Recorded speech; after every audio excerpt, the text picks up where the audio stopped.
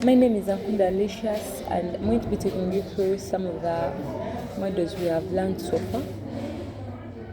I'm going to be summarizing them. I won't talk much about. I'm just going to be giving a hint.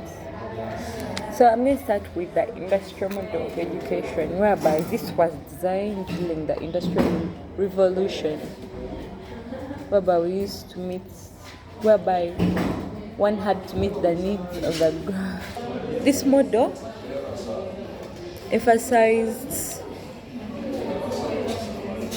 the formality, obedience, efficiency, and massive production of knowledge, preparing learners a factor whereby here learners they used to go to class knowing I'm going to learn this specific thing because I'm going to get this job.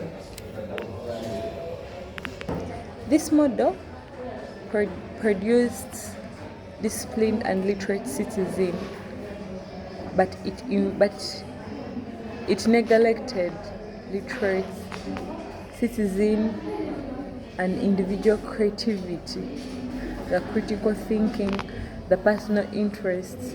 They were neglected, they weren't supported, and those activities they help those kids to know their daily routines. For example, like examinations, whereby those children they were shaped in generations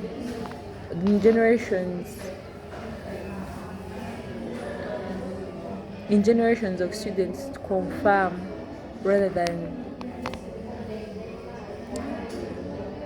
innovate.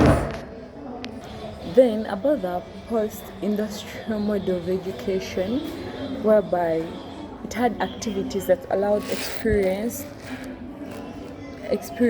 to be more open-minded, collaborate methods of learning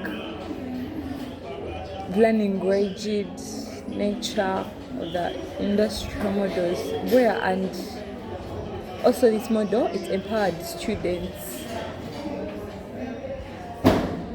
It empowered the learners to construct their own knowledge, adapt to rapid change, develop skills that enable them to memorization. Then about the Robinson model, it emphasized the curriculum should be dynamic, continuous, responsive to learners' needs. And Robinson argued that the curriculum is not fixed but must adopt the social changes, learning experiences, and evaluation. Also, this model, the teachers played a central role as facilitators and evaluators, not just transmitters of knowledge.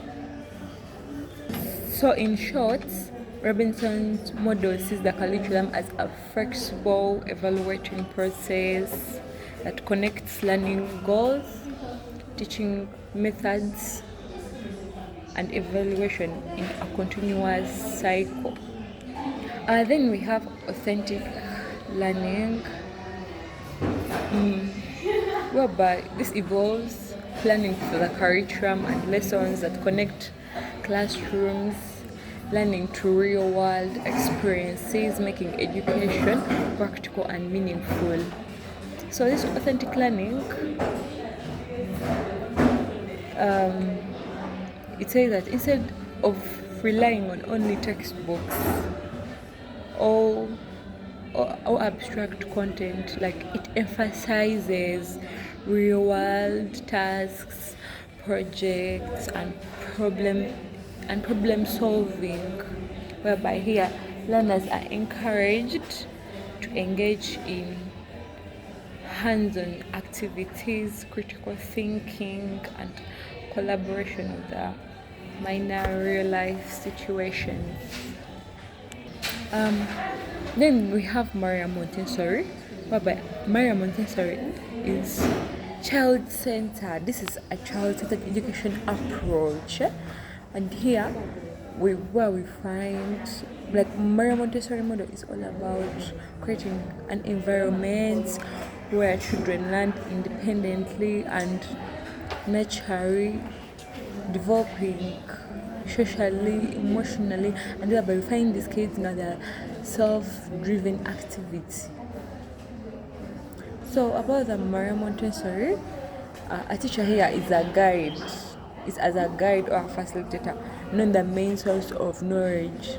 I think here the teacher just comes and corrects the children where they made a mistake.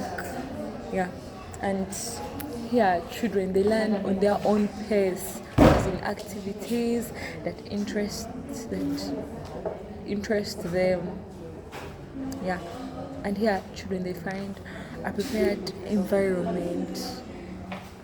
So more about the Maria Montessori, it emphasizes learning through exploitation, discovery, and hands-on activities rather than the direct teaching. So that teacher doesn't give the children that knowledge, that real source. Just hear the teacher. He's a facilitator, he's a guide. Yeah. We have the Reggio Emilia, whereby this one is child-centered. It believes children are capable, curious, full of potential, and its learning is also through exploitation.